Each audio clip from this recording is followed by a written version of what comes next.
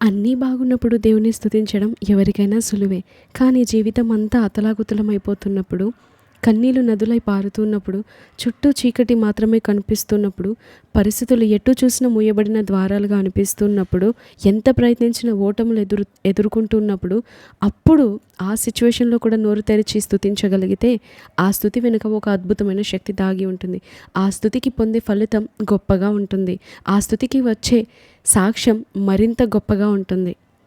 పరిస్థితులు మారినప్పుడు చేసే స్తుతి కంటే, పరిస్థితులను మార్చే శక్తి ప్రతికూల కాలంలో చేసే స్తుతికి మాత్రమే ఉంది. శ్రమల్లో, సమస్యల్లో దేవుని స్తుతించడం వల్ల కలిగే జయాలు, గొప్ప గొప్ప సాక్ష్యాలు ఎన్నో ఉన్నాయి. వాటిలో కొంత ఈరోజు మనం నేర్చుకుందాం.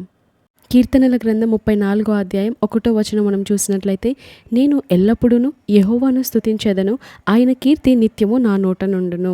స్తోత్రం దేవా సర్వోన్నతుడా, నేటి వాక్య భాగం ద్వారా మీరేమందరితో మాట్లాడి బలపరచమని యేసు నామములో ప్రార్థించిన మీ అడిగి పొందుకొని ఉన్న మా పరమ తండ్రి, ఆమేన్. దావీదు ఈ కీర్తన ఎప్పుడు రాశారో తెలుసా? ఆయన సింహాసనం మీద రాజుగా కూర్చున్నప్పుడు కాదు, శత్రువుల భయముతో ప్రాణాలు చేతపట్టుకొని పిచ్చివాడిలా నటిస్తూ ఒక గుహలో దాక్కున్నప్పుడు. అవును, స్తుతి అనేది ఒక ఎంపిక, అది చాయిస్. మనం చేసే నిర్ణయం. అది మన పరిస్థితి మీద ఆధారపడి ఉండకూడదు, దేవుని గుణాతిశయాల మీద ఆధారపడి ఉండాలి. మనం స్తుతించుట వలన మన స్తుతి మన అరణ్య రోదనను అద్భుతంగా మారుస్తుంది. అందుకే మీకు ఒక 4 పాయింట్లు చెప్పాలని నేను ఆశపడుతున్నాను. శ్రమలో స్తుతించడం వలన కలిగే గొప్ప 4 జయాలు. మొదటిది, మన బలహీనత బలంగా మారుతుంది. మనం ఎప్పుడూ ఏడుస్తూ కూర్చుంటే సాతాను మనల్ని మరింతగా కృంగదీస్తాడు, మరింతగా ఏడిపిస్తాడు, మరింత సమస్యలను తీసుకొస్తాడు, మరింత పోరాటాలు ఎదురవుతూ ఉంటాయి. కానీ శ్రమల్లో మనం స్తుతించడం మొదలు పెడితే సాతాను కంగారు పడతాడు, సాతాను పారిపోతాడు, సాతాను శక్తులు బలహీనమైపోతాయి. ఎందుకంటే స్తుతి ఉన్న చోట దేవుని మహిమ ఉంటుంది. స్తుతి ఉన్న చోట దేవుడు తానే స్వయంగా ఉంటాడు, సింహాసనాసీనుడై ఉంటాడు. అందుకే సాతాను శక్తులు ఏవి పని చెయ్యవు, సాతాను పన్నాగాలు ఏవి వర్ధిల్లవు. రెండోదిగా చూసినట్లయితే బంధకాలు తెగిపోతాయి. మనల్ని బంధించిన అప్పులు కానీ, అనారోగ్యమే కానీ, మానసిక ఒత్తిడే కానీ, కృంగుదలే కానీ, ఒంటరితనమే కానీ, మనం ఎప్పుడైతే ఆ సిచ్యువేషన్లో కూడా మనం స్తుతిస్తామో బంధకాలను స్తుతి తెంపివేస్తుంది. అందుకే మనం బైబిల్లో చూస్తే పౌలుశీలలు బంధకాల్లో ఉన్నప్పుడు, యెహోషాపాతు పోరాటంలో ఉన్నప్పుడు వారు ఎన్నుకున్న ఆయుధం స్తుతి అనే ఆయుధం. వారు గొప్ప విజయాన్ని పొందుకోగలిగారు. మూడోదిగా మనం చూసినట్లయితే దేవుని సన్నిధి దిగి వస్తుంది. హల్లెలూయా. దేవుడు ఇశ్రాయేలుల స్తుతుల మీద ఆసీనుడై ఉండేవాడు. కీర్తనల గ్రంథంలో మనం చూస్తాం, ఇశ్రాయేలు చేయి స్తోత్రముల మీద నీవు ఆసీనుడవని. మనం స్తుతించినప్పుడు ఆయన తానే మన సమస్యలోనికి దిగి వస్తాడు. మనం స్తుతించినప్పుడు ఆయనే మన పక్షాన నిలబడతాడు, ఆయనే మన పక్షాన పోరాడతాడు, ఆయనే మన పోరాటంలోనికి దిగి వస్తాడు. అందుకే యెహోషాపాతు గారు ఆ యుద్ధ భూమిలో నిలబడి ఆయనను స్తుతిస్తూ ఉంటుండగా, ఆ యుద్ధ భూమిలో ఆయన నిలబడి పోరాటం చేశాడు.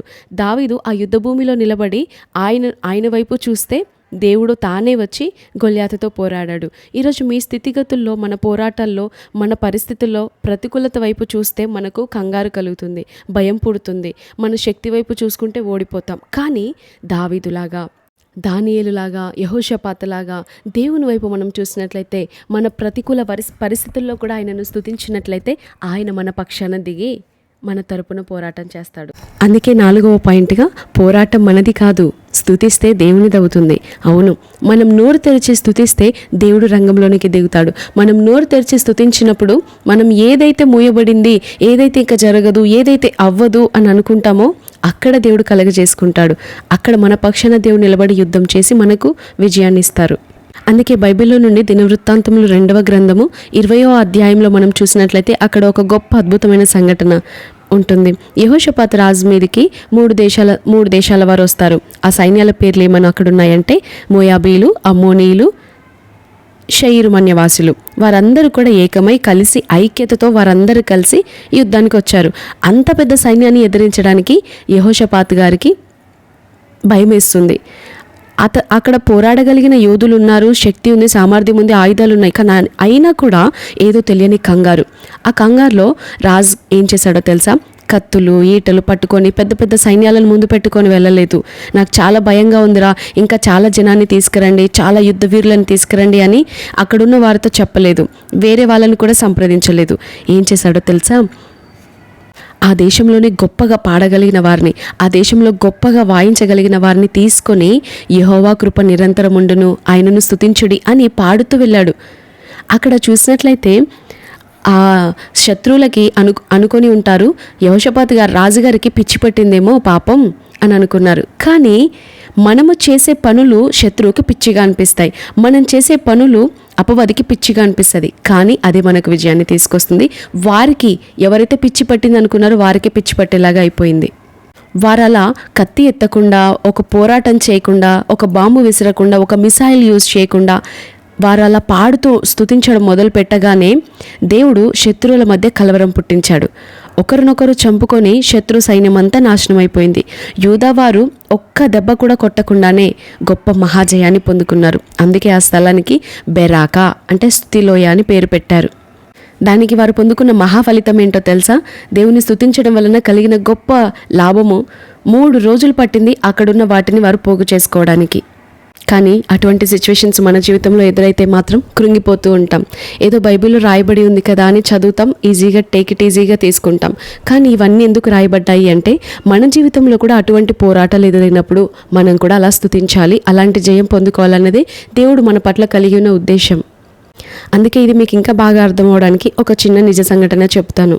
మనకు సాంగ్స్లో ఒక మంచి ఇంగ్లీష్ సాంగ్ ఉంటుంది, it is well with my soul అని. అంటే నా ఆత్మకు క్షేమమే క్షేమమే అనే పాట వెనుక ఒక అద్భుతమైన హృదయాలను కలిగించే ఒక కన్నీటి గాథ ఉంది.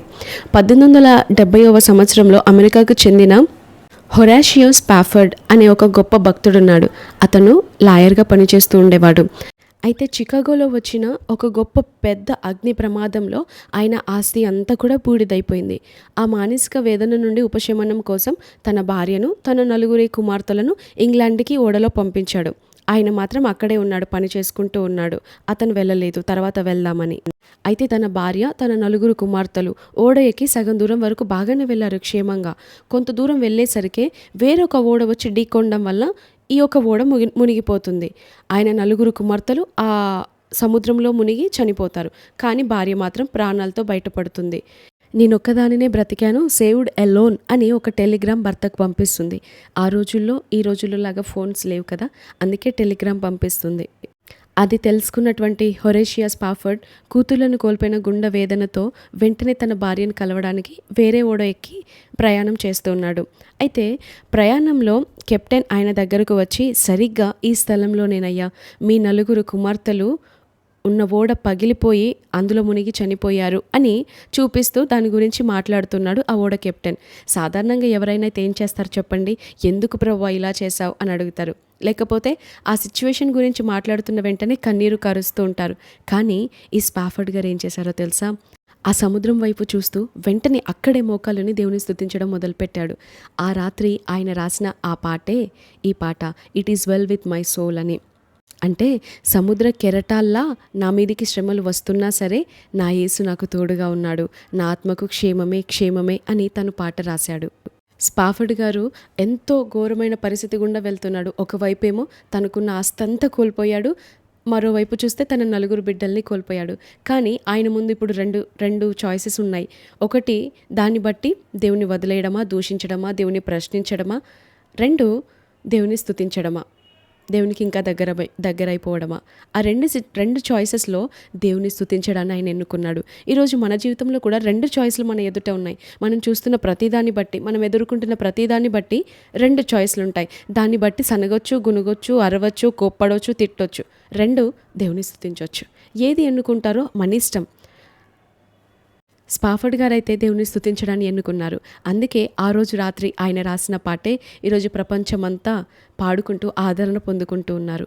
మన జీవితంలో కూడా ఇలాంటి సమస్యలు, పరిస్థితులు ఎదురైనప్పుడు ఏడవడం మానవ నైజం. కానీ ఆ సమస్యల్లో కూడా దేవుని వైపు చూస్తూ స్తుతించడం దైవ లక్షణం.